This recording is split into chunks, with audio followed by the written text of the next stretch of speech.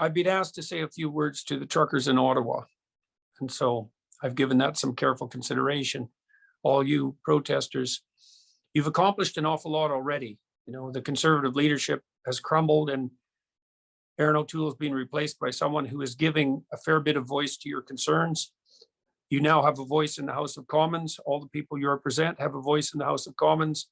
You have 4 provinces that have moved quite precipitously in the direction that the protest was hoping for, starting to lift mask mandates on something approximating as reasonable a timeline as might be expected under the circumstances. You're now faced with a difficult choice, which is, what are your criteria for satisfaction? You need to determine that, and so that you can negotiate with the necessary people.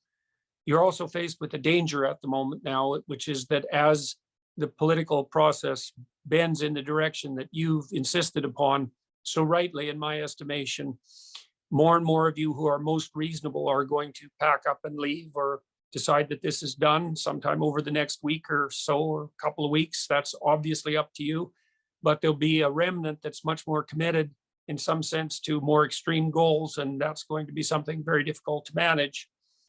I'd like to commend all of you for your diligence and work on accomplishing what you have accomplished under trying conditions, and also for keeping your heads in a way that's actually been a model for the entire world. The fact that you've been able to remain peaceful, you haven't taken the bait, you haven't responded with violence to quite remarkable denigration and provocation, that's a sign of tremendous discipline and care. It's going to get more difficult to maintain as this goes along.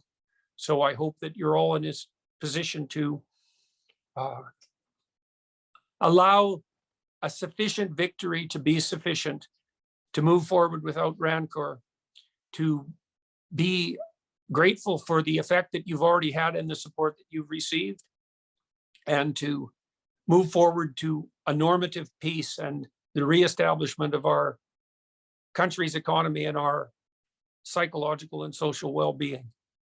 So that's pretty much all I have to say at this point. Thank you.